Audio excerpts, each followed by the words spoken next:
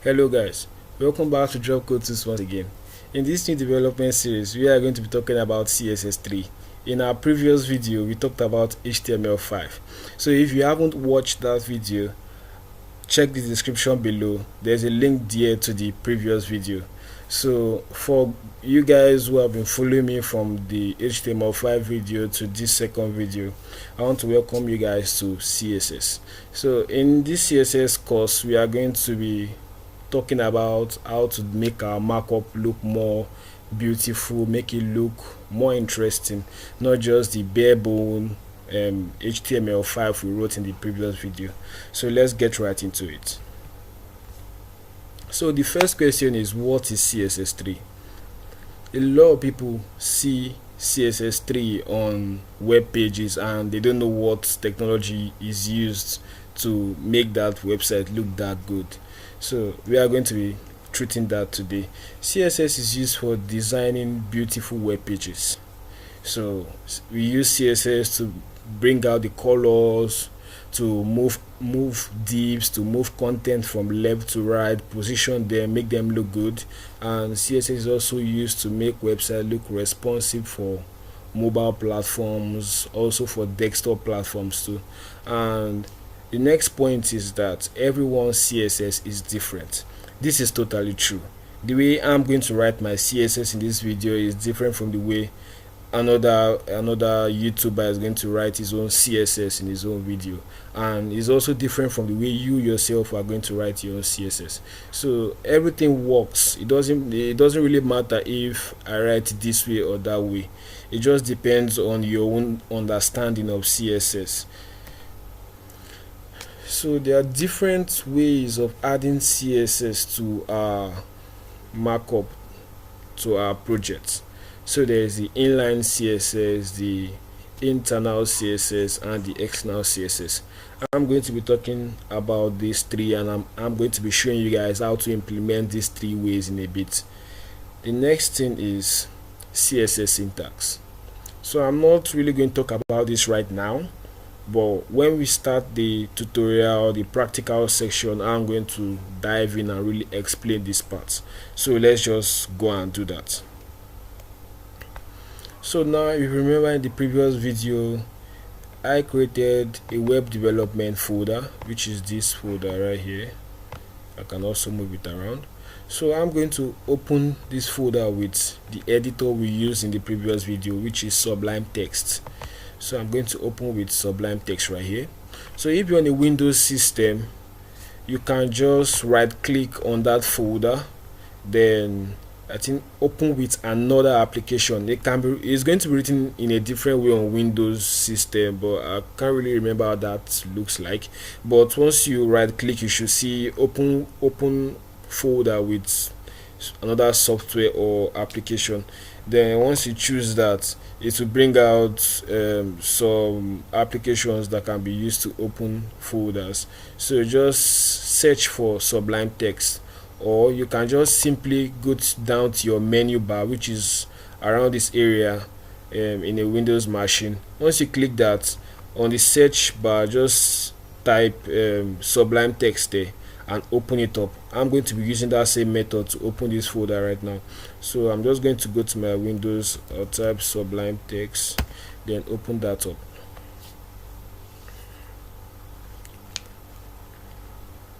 Okay, Sublime Text is open here. So you're just going to go into the file, then open folder, then you go to your desktop. That's where I created my own folder. Yours can be in any other directory on your system, so just go right there and open up the folder. The name of my folder is web development, so I'm just going to open that. It's going to open a new window for me, so I'm going to close this one. Close without saving, I don't really care. Close without saving. Then make this bigger. So if you remember previously, what's going on? Okay, remember in the previous video we did something like this. This is exactly what we did, where we created divs, links, and so on and so forth in the previous video, but this file is not really looking like it, but we are not going to be making use of this file in this video. So what I want you guys to do right now is to create a new folder here. Create a new folder. You see the option once you right click. So once you create a new folder, I want you guys to call it CSS. So I'm going to be doing that with you guys. So I'm just going to delete this folder so you guys can really understand that step. So I'll create a new folder here. Then it's going to open up this bar right there below. Then I'm going to type in CSS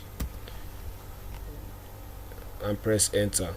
So when I open the web development folder, I'm going to see CSS. Then I'm going to right click again and create a new file. Oh, don't worry about that. So I'm just going to right click again on the web development folder and create a new file there. Then I'm going to press in this shortcut right now, which is Ctrl S, to save a file. So once I press that, it opens up the web development folder for me. So I'll just edit that and call it main.html. That is what we are going to be using for the CSS video today. So I'm just going to go ahead and save that. And this is the main.html. Let me close this one. So hope you guys remember what we did in the previous video, in the HTML video. The first thing we type in is a doc type like this, then HTML. So we are trying to tell the browser that we are going to be opening an HTML folder, which is .html here. That's the way of writing that. So the next thing is HTML. Close that. This is my opening tag. Then remember the closing tag. So inside the HTML we have the head. I'm not going to repeat every single thing we did in the HTML video, so I'm just going to be a little bit faster here. So we have the head, and in this head we have our title. If you remember, this is the opening tag of the title and this is the closing tag.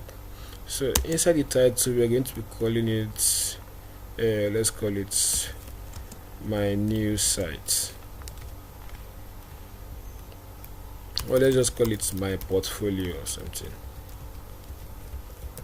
It can be anything, you can call it anything you like. So now I've created this page. So the next thing I want you guys to do is to go back into your files, then go over to desktop, then the web development folder we created, anywhere it is on your own machine, just look for it like that, then open it up. Then we are going to open this file using our Google Chrome browser or any other browser you have on your machine. That's fine. So I'm just going to double click on this and it's going to open this for me using Google Chrome. So I'll just wait a little bit. It's going to load up.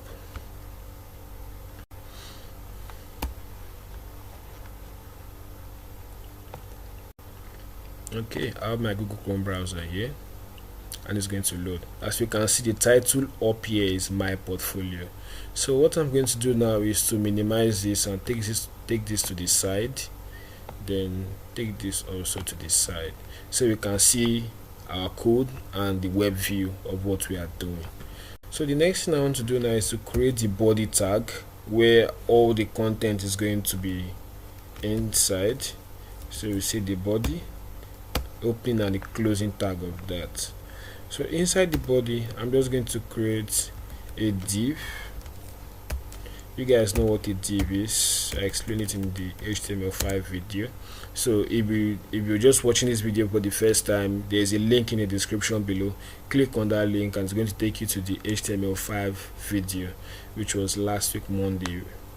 So after watching that, I suggest you come back here and follow up with the CSS crash course. And if you haven't subscribed to this channel, please do that now, and please always remember to like the video.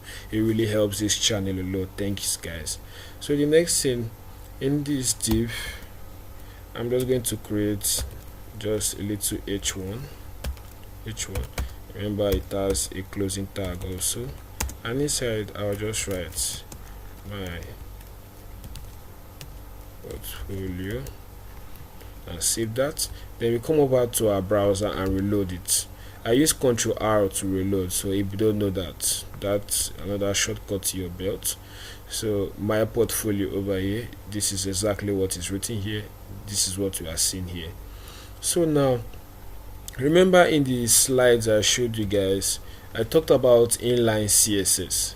So I'm going to be showing you guys how to do the inline styling I talked about there. So inline styling, it's not good for production. I don't use it, but I'm just going to show you guys. But I suggest you guys don't use that too, because it's always good to make your files separate. Let your markup be on one file and your css be in another file. It's better like that. It makes your work look neat. So what we do is to add the style attribute here. Then remember what I talked about attribute. We have the attribute name, which is the style. Then we have the value here. So but this attribute is for styling. It's a css attribute. So instead we're going to do color. So in css we have what they call property and property value. So this is a property, and whatever goes in here is a property value, and the property value can be any color you want. It can be black, it can be red, blue, green. It depends on how many color names you know, and you can also go online to check that out. It also helps if you're looking for a color to use. So for this I'm just going to be using green. I'll save that. I'm just going to make the text editor a little bit slightly bigger so you guys can see this very well. Then go here and reload, and as you can see, my portfolio text is now green. That's a way of styling. And you can also do other stylings here, but I don't use this, so I won't recommend it at all. As you can see, it's a little bit confusing putting in attributes into each tag, and if you have a lot of markup, you have to start sliding in styles into the div to style that, style into the paragraph to style it the way you want it to be. So that's a lot of stress. I would recommend that, guys. So what I'm going to do now is to clean this up, clean this back up, save, then come to the web page and reload. So the next type of styling is the internal css. So this internal css works in a much more neater way, but I will still recommend you guys to use that. It's still not suggested. So what we do here is to come into, before the body tag, inside the head tag here, we put a style tag.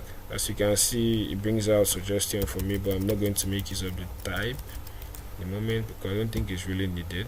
So inside there we are going to do the same thing, but inside the style tag we are going to be making use of the actual css syntax, which I showed you in that picture. I'm going to bring the picture up again.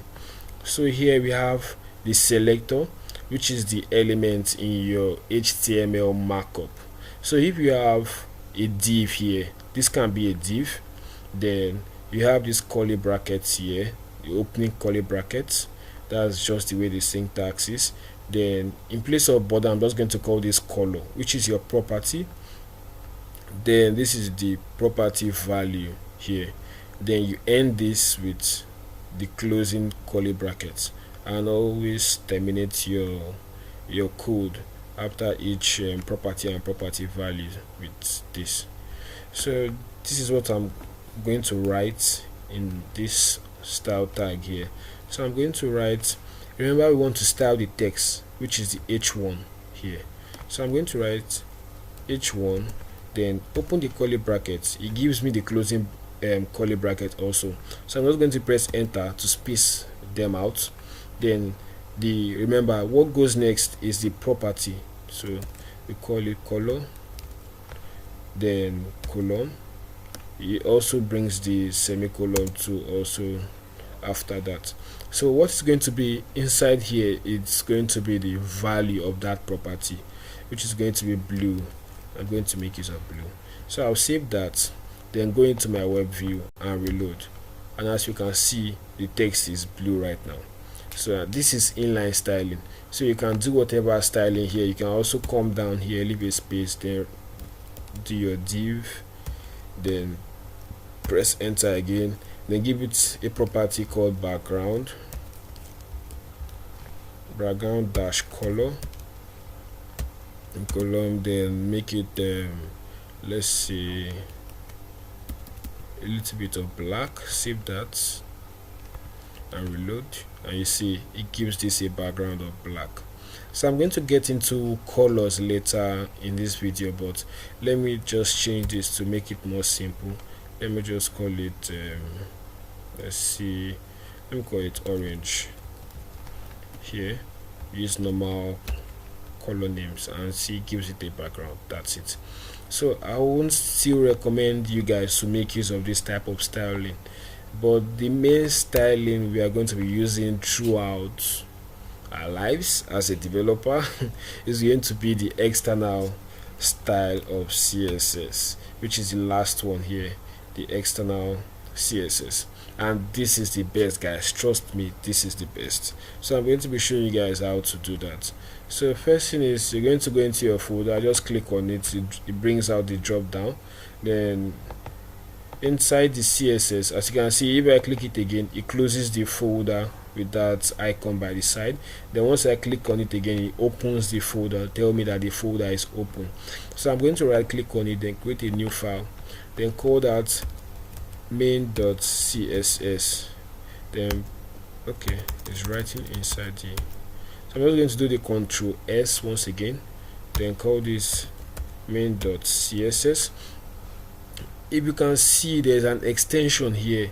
In the previous video, in the HTML5 video, we talked about using the .html extension, but right here we are going to be making use of the .css extension because we are writing cascading style sheets. That's the full meaning of that CSS, cascading style sheets. So we're going to be using .css here, so I'm just going to save that, save it. Then we have our main.css inside the CSS folder. So all our styles are going to go into this folder, then our markup is going to be under the web development folder, main folder. So this makes our work look neat and much more organized. So I recommend you guys to adopt this practice. So what we're going to do here now is to style the same h1, sorry, then open the brackets and press enter as I've said before, then put a color of let's use green now, then go down, then also do that for the divs, then give it a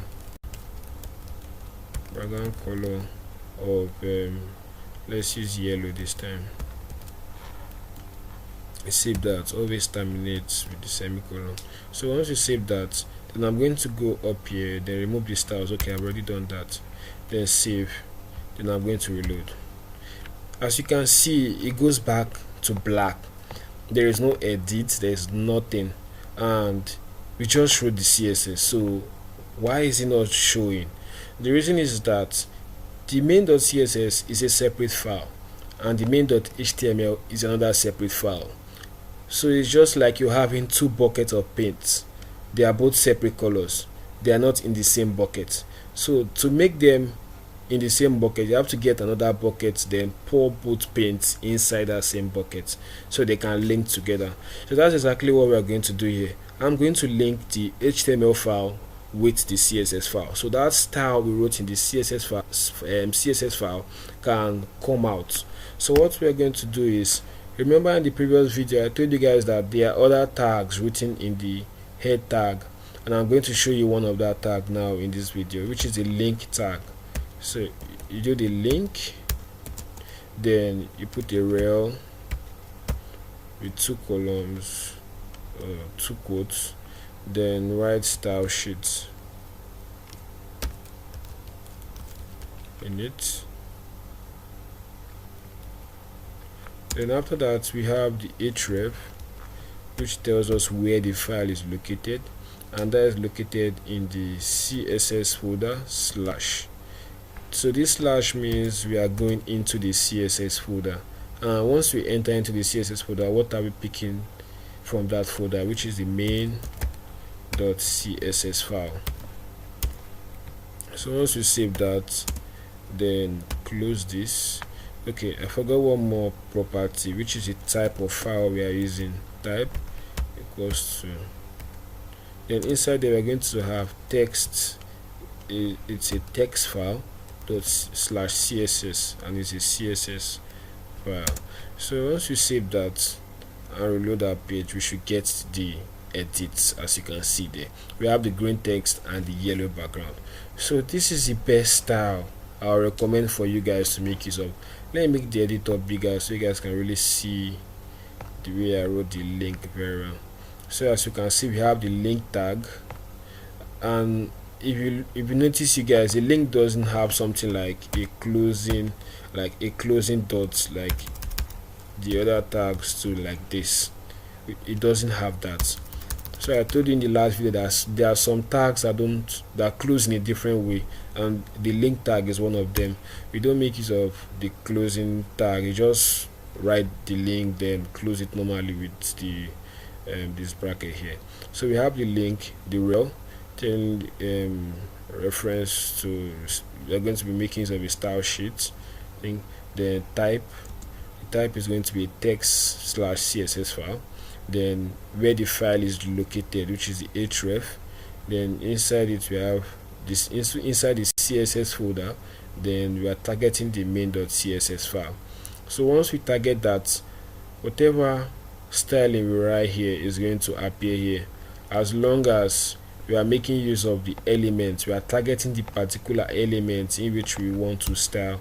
So you have to make sure you target the elements you want to style inside the HTML file, as you can see. So I'm just going to save that, and now we are going to go into a little bit of serious code. So now from here, now let's go back to the slides. I'm done with this part. I've showed you guys this, then different styles. So this part is just basically talking about in our main in our main file we have the CSS file, and some of the edits in the global CSS, that's our main.css, can also apply to different pages, different .html pages actually. So there's one .html page here, second one, and a third one. So we can link one style to these three pages and target different elements in these three different pages, and they are all styled differently. So CSS works in that way. And we also make use of what we call IDs and classes to style elements too. I'm going to be showing you guys that in a bit. So let's go back.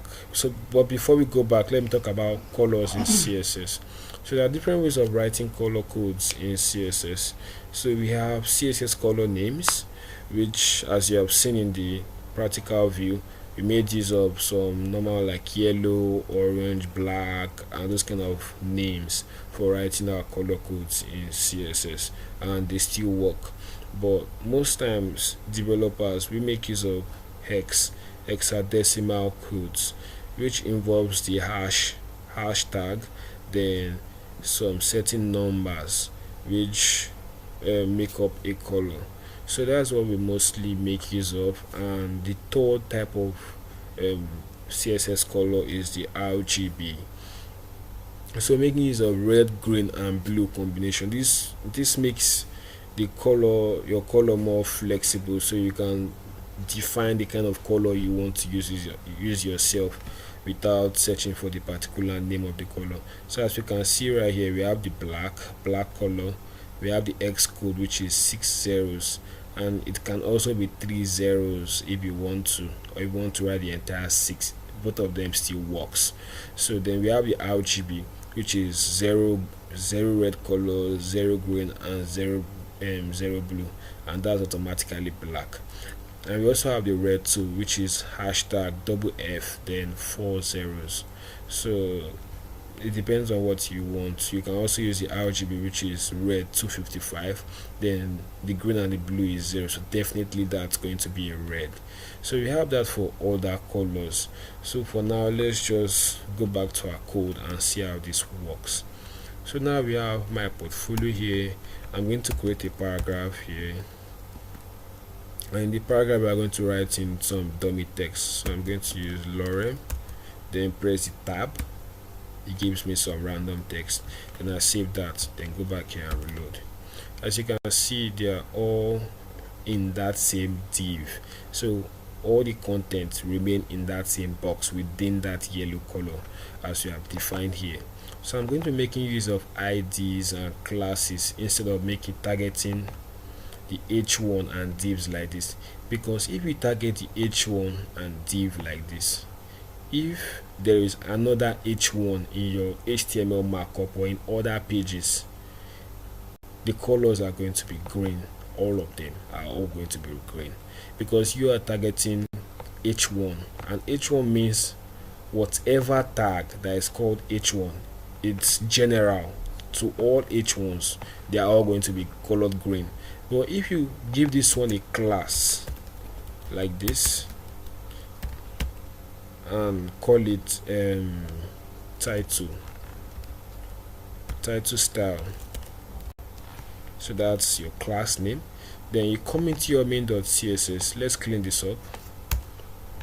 Then if you want to target a class from an HTML page, what we use is a dot notation like this. So you put the dots, then write the name of the class you defined in your HTML, which is title.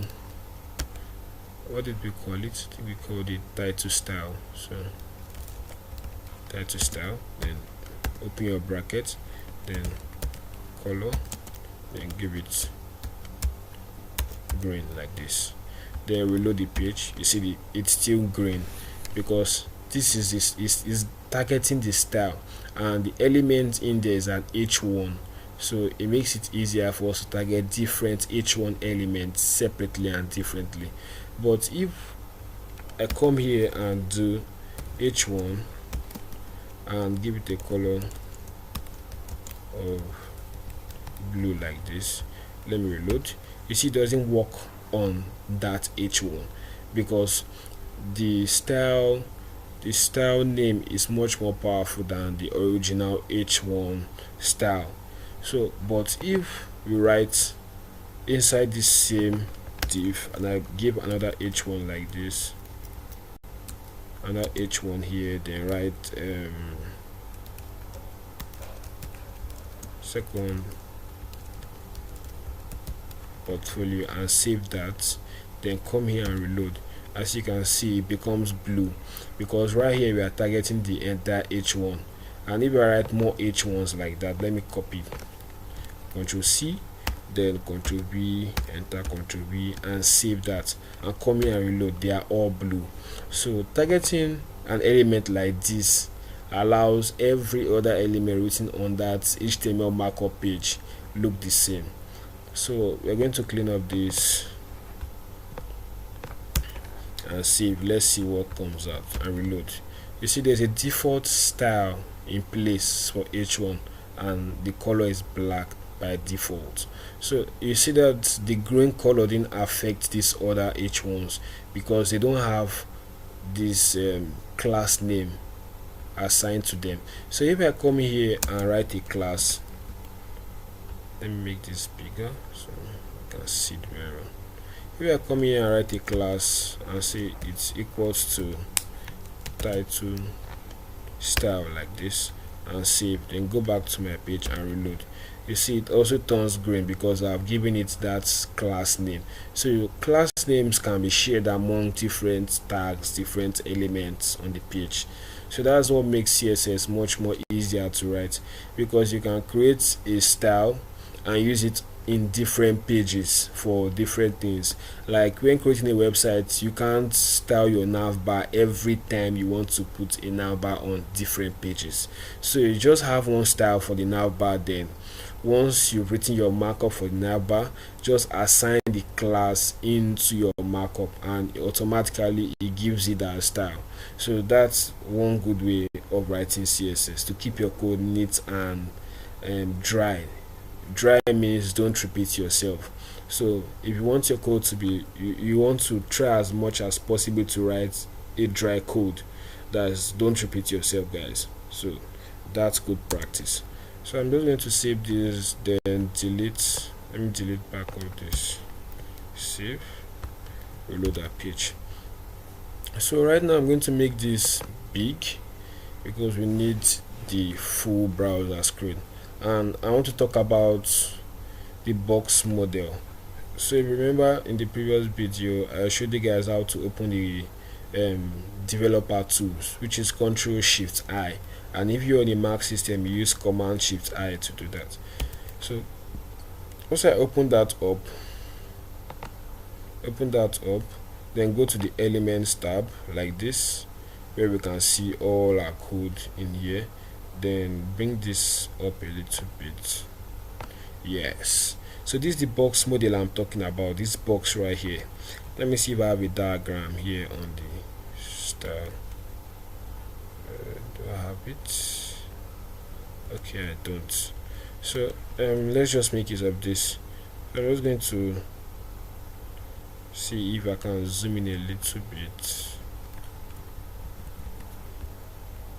So let me just zoom in a little bit so you guys can see. Okay, it does not apply to this, so I'm just going to zoom out back. So as you can see the box model, this particular point, this area I'm putting my mouse cursor on right now is the content of the page, while this other area called padding, it's the kind of space around, is a space around the content where I'm putting my mouse over. Now this is the content, this is a little space around the content, and as you can see in the content here, there is no space from the border of this box to the content inside there. So that's what padding does. So if we add padding to this now, we can actually have a little bit of space here, so these letters don't go close to the border. So and here we have the border, which is the thick line, the line around this thin line we see around the contents outside the yellow color, which is the border. Then the margin, as you can see, when I put my mouse on that part, the margin part, it shows me a thick line around the content and the border itself. So a margin is talking about the space around the entire content that is outside of the border. It's of that content, that particular content is the margin. So I'm going to be showing you guys how to make use of the margin, the padding, the border to design your website to a much more, to make it look good. So I'm going to go back to the code now. I think I'm going to put this in separate screens just to make it faster for me. So I'm going to put this here. Well, let me just, I'm going to put it here. Come here and use this. Sorry guys, waste of time. So I'm just going to cancel this, then make this full screen so you can see the code very well. So then I'm just going to go over here and make this also full screen. So let's continue. So right here we have our div element here, which is the box. Now I'm going to go back to my CSS to style it. Let me give this a class. Let me give it an ID because it's kind of unique. So we don't make use of IDs every time we make use of class. IDs are mostly used for unique elements that are going to be totally different from other elements. You can also use IDs any way you like, the way you use your class, but in my own project I make IDs totally unique. So that's what I do. So I call this box dash wrapper, save that, go into here. Instead of targeting all the divs, the future divs I'm going to be creating for IDs, we make use of the hashtag, then the name of the ID, which is box dash wrapper in my case. So I'm just going to save that. You can call your IDs any name you want, you can call your classes any name you want, but this is what I'm calling mine, so it doesn't really matter. So right now I'm going to put a border, which is a property in CSS. So to write borders, we can write border dash top, we have border dash top, then you can give it in pixels, which is a unit for measurement in CSS. So I'm just going to give this, like, let me see, 5 pixels. That's 5px. That's border dash top. So that's for the top border. So once I save that and go back to my browser and reload, let me close this developer to see it. Reload. Okay, we don't see any border. No. Border. Px. Trying to figure out what's going on. Let's make this 10px. Okay, I didn't give it a color, sorry guys. So I'm supposed to write something else, solid, let's say solid red. So it's going to make the border 10 pixels solid red, as you can see. So this is a border for the top. Then if I go back in and say border dash the right, so that's border for the right, also put a 10 pixels there, solid red also, and save that and go back up and reload. So we see we have a border for the right too. Then if I also do that for the bottom dash bottom, they also give that 10 pixels red, save that, go back up and reload. We get a border to the bottom. Then the next thing we want to do is to add a border to the left dash left, then give that also 10px solid red, save that, go back up and reload. So we get borders colored red around the content, so that explains where the border is. So as we can see, we all can see that the border is outside the content, outside the entire color.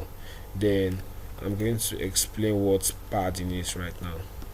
So another shorter way, we are trying to I'm trying to make you guys adopt the dry code initiative here. So writing this kind of code, it's not healthy at all. So what I'm going to do right now is to make this more simple, and I want you guys to always use this when writing your code. So here we're just going to do border, just the border, then we're going to give it 10 pixels. So this 10 pixels works for the entire border, that is talking about the top, right, left, and other areas of the border. It works fine. So we're going to give it a top 10 pixel, then call it solid red, and save that. Then clean this up and save, then go back and reload. As you can see, we still have the border around there. So it's better to make use of this than doing border dash right, dash top, left, and down. This is much more simple. So we're going to leave it like this. So the next thing I'm going to be talking about is padding. Padding too also goes the same way with the border. We have padding dash left, right, but I'm not going to do that right now. It's a waste of time. So I'm just going to go straight into it, which is 10px. So I'm just going to save that. We don't use solid red for that, but let me see if we can. I've not tried it because there's no need to do that. Let's make it blue. This is going to be really ugly, but it's just to make you guys understand the concept. So I'm just going to come here and reload. I see it doesn't work. It does not work because you don't use color when writing border, but we just give it when writing padding, sorry. So we give it 10 pixels. It's supposed to give us a little bit of spacing right here close to the border. So once we reload, you see the content goes inside. There's more space, so it makes the content much more visible to see and much more easier to read. So that's what padding does. That's what it does. So if you can increase this to 15 pixels and go back up and reload, you see the content comes in more. Then let's talk about margin. Just like the box model, we have the border, we have the padding, the margin, then the main content. So I'm going to talk about margin. So in margin too, we also have margin top, margin left, bottom. So I'm going to be showing you guys a different type because this part is for margin is really important. So we have the margin top, then we can give this 2 em. Em is another way of measurement also, but I want you guys to know what em really means. So I'm just going to do 1 em to px. Let's see what that is. Okay, so Google says 16 pixels is equals to 1 em. So whenever you're writing 1 em, you know you're using up to 16 pixels. So it makes you write less numbers and make it look more jumpy. So here we are adding 16 pixels plus another 16 pixels that we are going to be using here. So if I save that, go back up and reload, as you can see, if you notice, there's a little bit of more space at the top here. That's margin. As if you can remember, guys, from the box model I showed you guys, margin is what is outside the border of the content. That is the space around the content. That is this white space, the content, the space around the content. So we open developer, we open, sorry guys, we open developer tools once again and go back to the margin. As you can see, the margin is showing 8 pixels, 8 pixels, 8 pixels all around. Start. Okay, showing the margin for the body. If I put it on the div and check the margin, as you can see, 32. And remember, 1 pixel is 1 em is equal to 16 pixels. So 16 plus 16, that is 32. So we gave the margin top 32 pixels. So we shifted the content from the top down a little bit. That what margin top does. But if you want to shift the content from all the sides, instead of doing margin right, left and bottom, so but if you're working on projects, you might need to use them separately, and there's also a way to write them. If I give this margin 2 em now, then save that, go back to our code and reload, as you can see, we have 32 from the top, 32 from the right, from the bottom and from the left. So we have 32 this thing pixels all over here, all round outside the border of the content. So that's what margin is for. So there's a way of writing this in a simpler way. If you don't want all the margins to be 2 pixels, maybe you want the right to be 1 pixel, the left to be 8 pixels, depending on what you want. If we look at the box model, we have the top, then it goes all the way down to the right, to the bottom and to the left. That's the same way it is arranged in CSS. So if I want to write that, sorry for the plain passing, so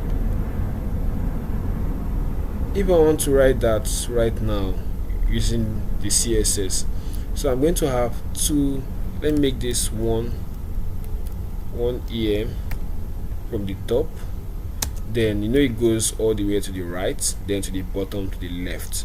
So I'm just going to write 1 em for the top, then let's say 4 em to the right, then under 1 em to the bottom, then to the left 4 em also to the left, and save that.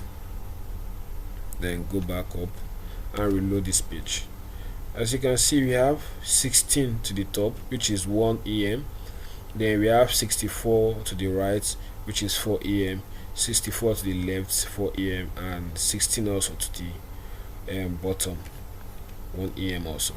But there's another easier way of writing this. This is for when you want everything to be separate, like you want this to be 2, here to be 4, here to be 5, then here to be like 8. But if you want the top and the bottom to have the same amount of margin, like 5 em, so you can do that simply by removing the bottom part, then making here 5 em. Then if you want the left and the right to be the same thing, which is like, let's say 8 em now for the left and right, you can do this like this. It looks much more simpler. So we have 5 em for the top and for the bottom, then we have 8 em for the left and the right. So if I save that and go back up and reload, as you can see, this is 80 pixels, 128, 8080. The top and the bottom are both the same thing, 8080.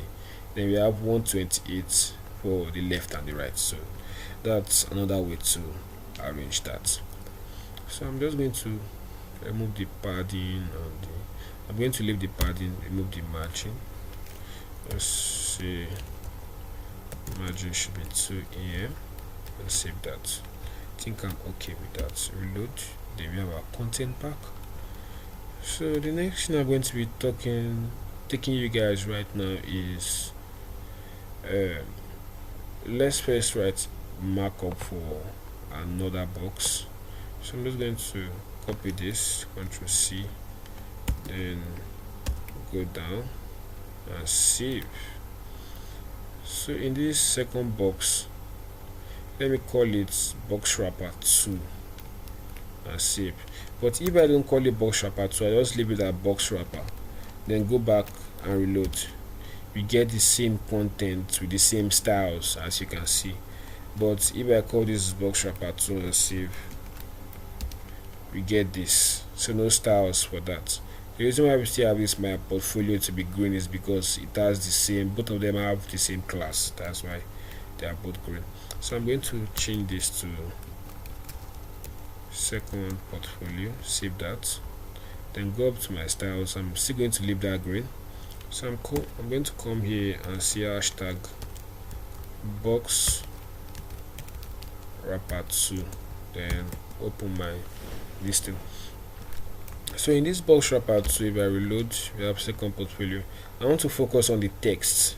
So I want to show you guys that you can also style your text too in a really good looking way. So I'm going to show you guys different ways of styling your text. So we have the font family. So this property helps us to make our text look different. There are different fonts used here, but I'm just going to use Fira code, then comma or vertical. These are all font names. So I'm writing different fonts because if this can be found, it's automatically going to use the vertical font. So I'm just going to save that, the semicolon there, save, and look at our fonts now. So as you can see, it's written in a different way, but I'm not going to use this kind of fonts for building a website. So I'm just going to go back and call this area, or let's use area for this area fonts, save, then reload. So we have these fonts, and as you can see, this font is a little bit, it's not easy to read. So for now, I'm just going to put padding around there, padding of like 2 em. I prefer using the ems to the px, so whichever one you like. When you continue writing more css, you're going to find out. So I'm just going to put the padding so it can be easier to read, then go down, Z, then above the font family we also have font dash width. So it can be bold, as you can see, suggestion there. Then it can be initial, it can be italic. I think that's font dash style to make italic fonts and other styles. So font width, let me give an example. Let me just make this 800, then go back here and reload. As you can see, it's much more bolder. It has this thickness to it, but I'm just going to leave it at 300 and go back and reload. Oh, sorry guys, go back and reload. You see, it's much more lighter now. Then the next thing I want to do is to add some line heights. So I don't like the way the texts are together. There's no much space in between this line, this paragraph here to the second one to the next one. So I don't want it like that. So I want to add some little space. So I'm going to do 1.5 em, which is like 18 pixels or so. I'm not sure. So you see, add some little space into it, so it's much more visible now. It's easier to look at now because of the spacing to it. So you can also do not just line height, you can also do font size. You can choose the size of the font. So you can do font size, then make this 18 pixels, and reload. So the font is much more bigger, so that's what font size is for. So there are still other fonts this thing we can use. So there's also font dash, what's it called? Okay, as you can see here, font dash style, then we can call this italic.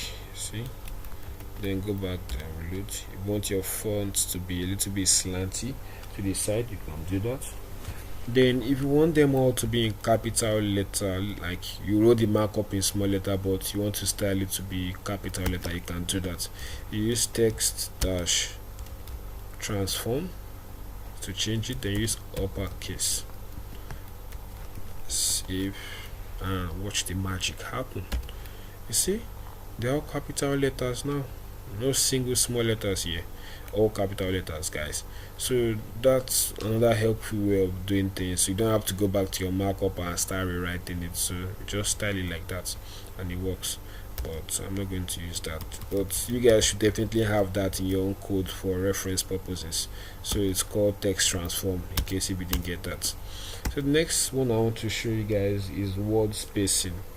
So word spacing is self-explanatory, so it spaces words. Like if you have my portfolio now, it gives it a little bit more space to it.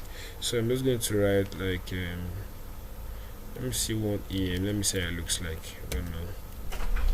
So I'll go back, check my font, and as you can see, there's a lot of spacing between the text. Each word has this spacing between it.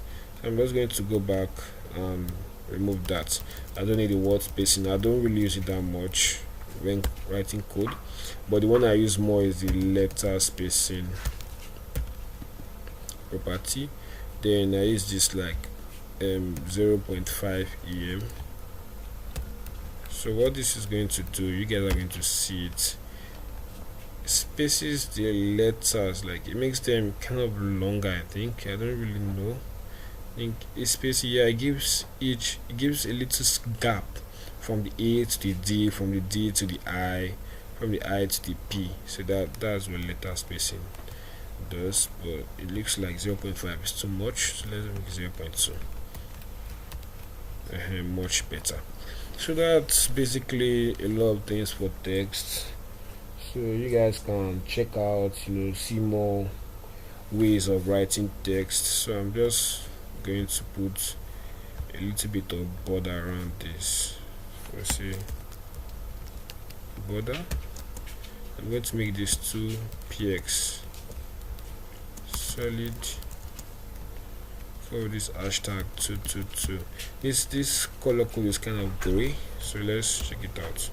So it gives you kind of black, but not totally black. That's what it does. So that's the border, but we want it there to be a spacing between this second portfolio and the first portfolio. So to do that, we have to add a little bit of margin either to the box wrapper or to the box wrapper 1. So I'm just going to add it here. So you see margin dash top, because we want to add the margin just to the top alone. So we want it to be like 2 em, so you can really space them out. So when I reload, you see there's a little bit of spacing between the two right now before they were all together. So that's one. So I want to give this also a background too.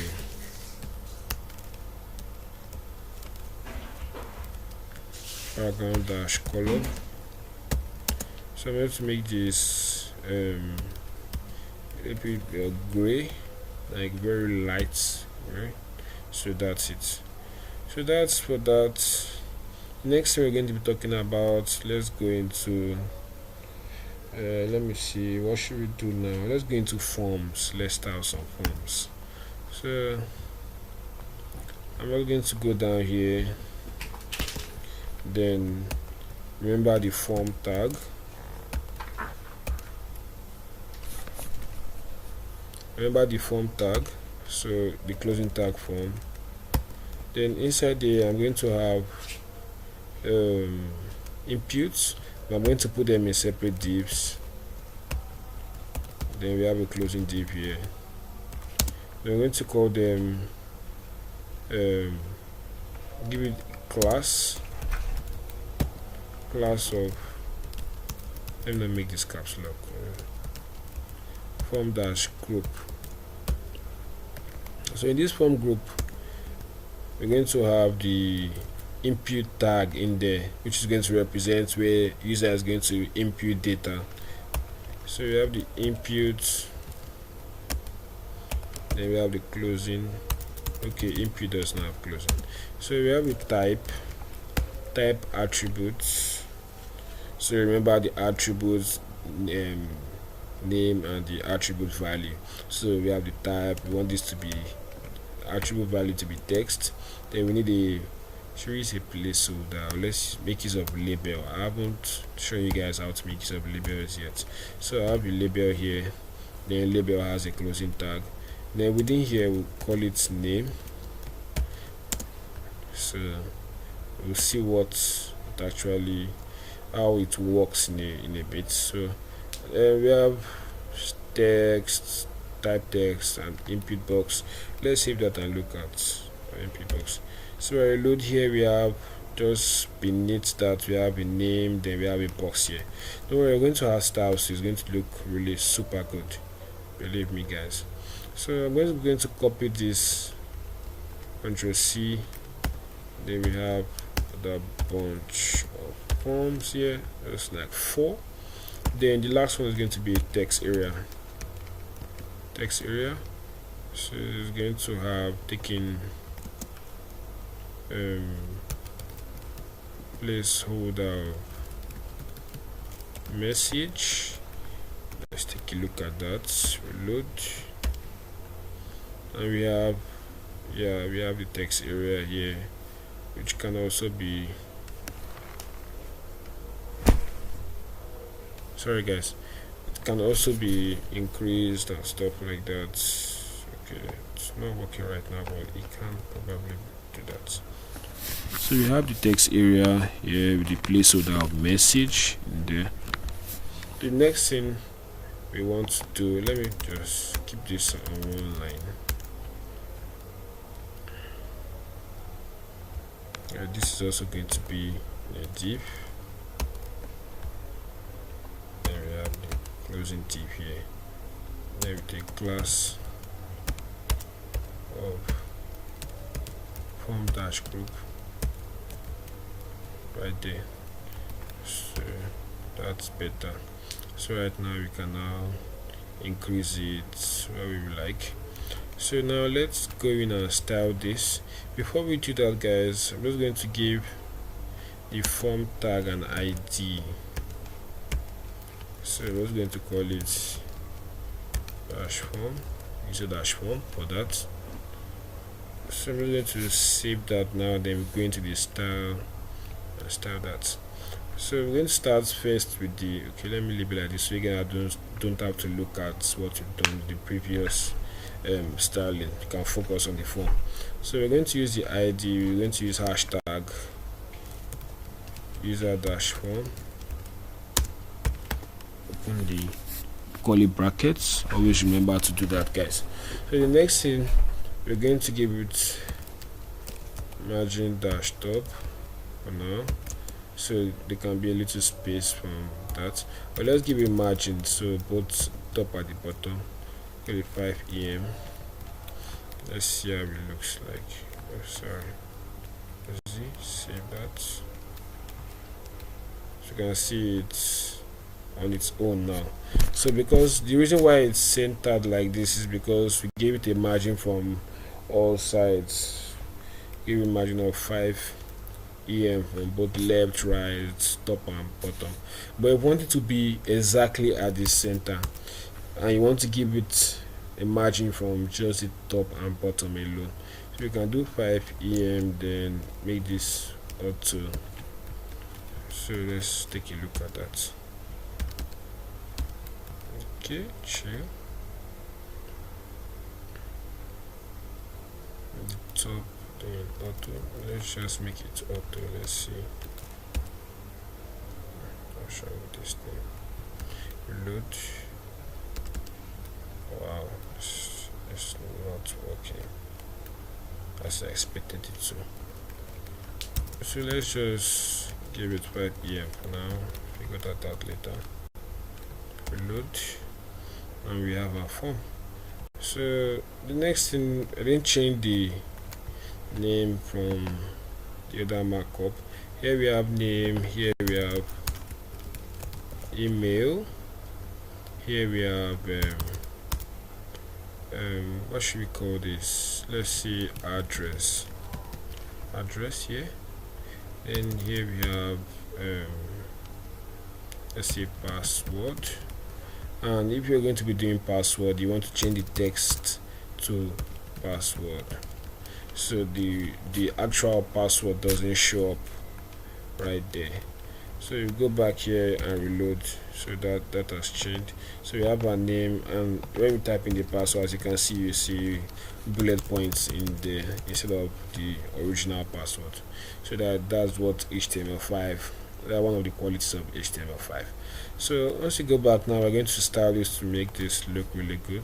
So we're going to come in here. We style the user form, that is the main form. So we're going to give it font family, or let's use area, or vertical. Use that. Back up and reload. Okay, kind of better. Then we want the width of the box to be, let's say 650, let's just say 960 pixels. Let's see, load, doesn't do anything.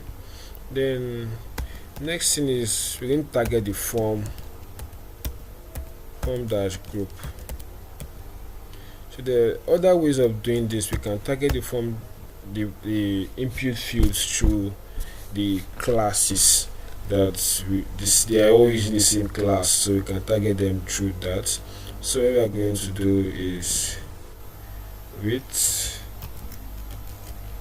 So we're going to make the width 80% of the total box.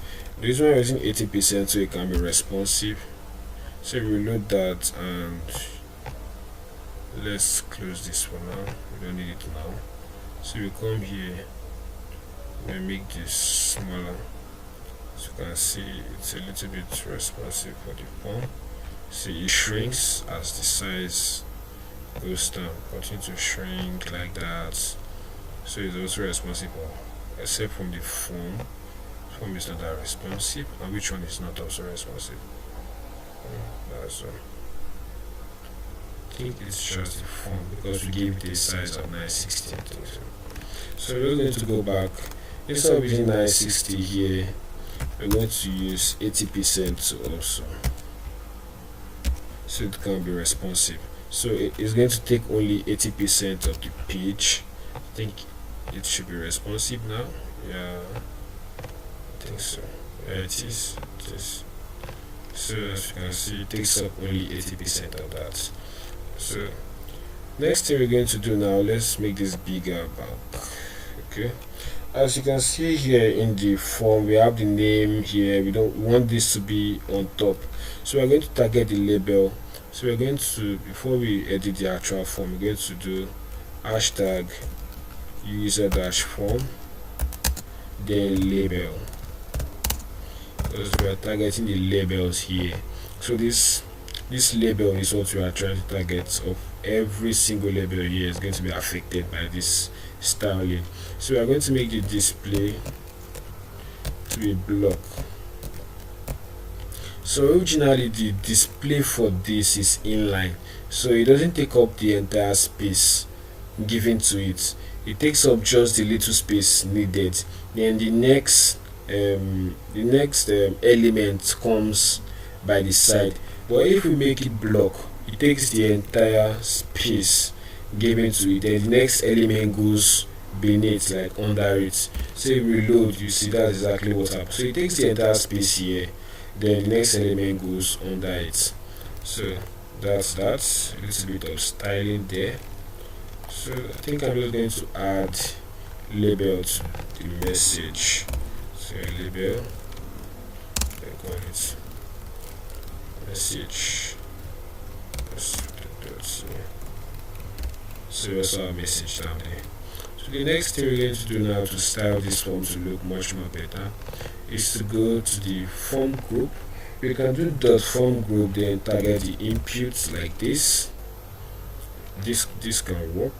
So we're just going to give it a padding, so there can be a little bit space between each of the elements. Let's see, 1 EM padding. Let's see how that looks like. Okay, no, that's not what I actually meant. That's matching. See, go back.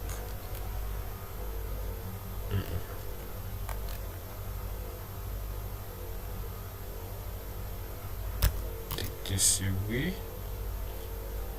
Let's put that. Sorry guys, got the markup once again. Form group. Okay, I'm not going to target the inputs. So let's just margin, because I'm trying to target each of the form group. So we're going to give 1 EM here. Let's see how it goes. It might actually be padding. Okay, yeah. See, so there's a little bit of spacing right there from each of the form group elements. So we have this. If you look into the markup now, here we have one form group, here another form group. So what I did was to give a margin both left, right, top and bottom. So after one form group, we have a 116 pixel space before the second form group. So that's exactly what we are doing. So just going to take out this width, save that, reload, still like that. Then now we're going to edit the actual inputs themselves. So we're going to do form dash group. Like we're supposed to add the user form in front of this. I'm going to do this hashtag user form. So for what I just did now, I just held on to Control on my keyboard and clicked here, then go into the second place where I want to also write the same thing, then click there too. Then yeah, light two of them, then I can write one thing in two different places at the same time. So that's that. So we're going to open here, then add the input. Since we are targeting the inputs, open. So I want the width of the input to be 80% of the page. 80% like that. Go back, load. As you can see, they are also longer, but it doesn't affect this one because this one is not an input. This is the text area, so we're going to do that separately. So we're going to add to text area to that, and it should affect that. Okay, it's not affecting it, it's bringing it back. So we're going to edit that separately. So for now, this works. 80. So we're going to add padding. Padding is just going to be like 5 pixels. Reload.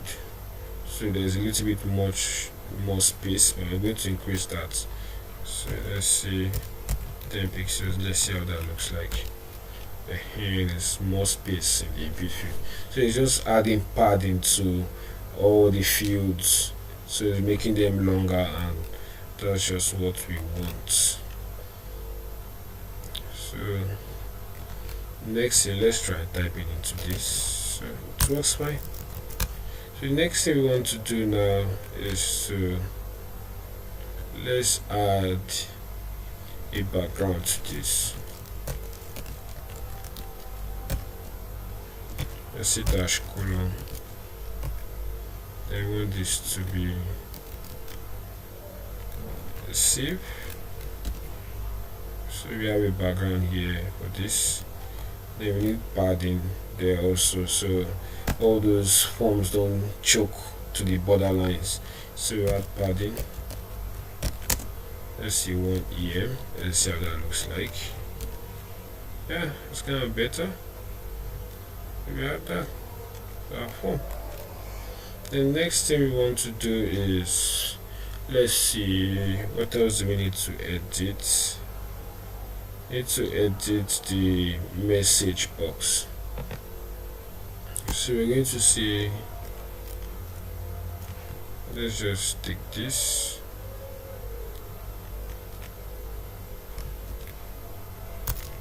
Okay, it's going to be text. Yeah, let's want to try something. See the width.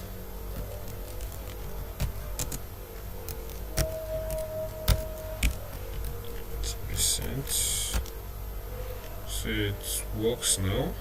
I don't know why it's working now. It didn't work before. So I'm going to make the git padding to 10 pixels and reload. Okay, makes it a little bit longer. I think the last thing we need there is a button. We need to add a button to that. So now there are other ways to add to this.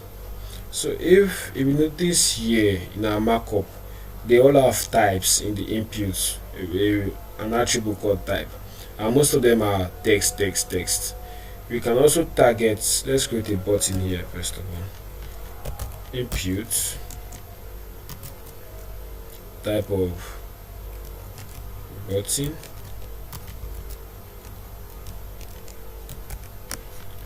so we save that. Then give it a value. So the value is going to be what is going to be written inside the button. So we call it submit. We save that. Then come here and reload. You see we get a button here. So if we want to style this button now to have the same elements, to have the same styles already here, we can just add this. Okay, sorry. We can add this bracket here, the right type equals to, then the type, the attribute value we are trying to get, which is the button, like this. And if you go here and reload, you see this ones go back to the normal state, but the button is not, it's not being affected. Don't know why. Let's see. It's not that. That's not going to work. Let's change this type to.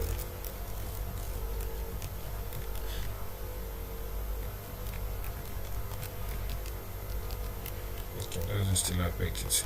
But we just have to edit our button separately. So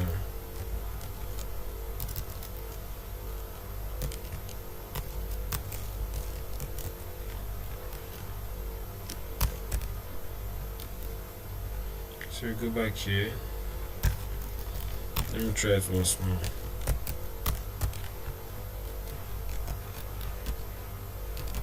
So that still works. So we just have to do this. So I'm not going to go down here under this. Then we have your hashtag user dash form dot form.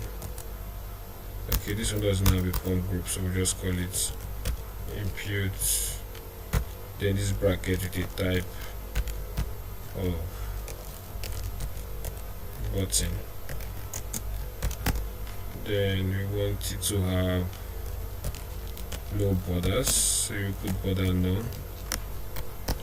Then we want the background color to be slightly dark.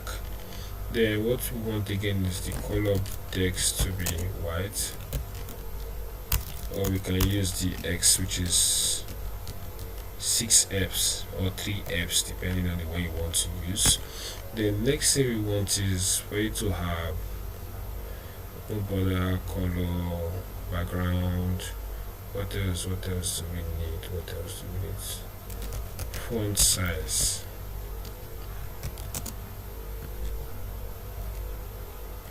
Let's just say 14 pixels for now. Let's see if that works. So it kind of works. But we have to add padding to this. So we add padding 10 pixels. So we're going to add 10 pixels to the top and the bottom, then 15 pixels to the left and the right. So you guys remember the shortcut I taught you guys before. So now we have our button, so it's completely clickable. So there it is. But there's one thing missing. So I'm just going to add input here. So the type,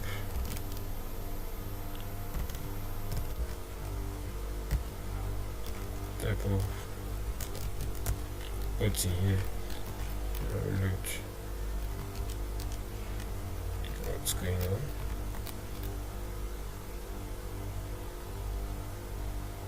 Okay, what I was trying to do actually was that if you look here, you can see the button is kind of, it's not the same line with the rest of the elements. So that's what I'm just trying to do here. I'm just going to add that to this. I didn't want to write it twice, so I just have to margin on EM also. So save that. You see, so they're all on the same line now. So we have the button, we have the message, password, address, email.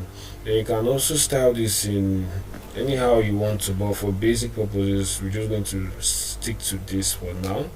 Then I just want to mention something to you guys. So after this CSS video, we're going to be having the JavaScript video, and after that I just remembered today that I'm actually doing a web development certification, although I already have the knowledge, but I just need it on paper kind of. So at the end of the web design class, there's going to be a project to create a basic website, and I want mine to stand out obviously. So I'm just going to be doing that with you guys. We're going to be doing it together. So it's going to be a portfolio for a web designer portfolio. So we're going to create that together immediately after this web development series. So for now, this is all I think in CSS. So after the JavaScript video, we are going to create a full web page that we're going to use. Okay, I think there's one more thing I want to show you guys, but I think I'll save that for a later video. I think this video is already getting too long. So thank you guys for watching this video. If you liked it, subscribe to this channel if you want to see more of my content, and please, after watching this video, hit that like button. It helps this channel a lot when you like our videos. So I love you guys, and I'll see you guys in the next video. Thank you.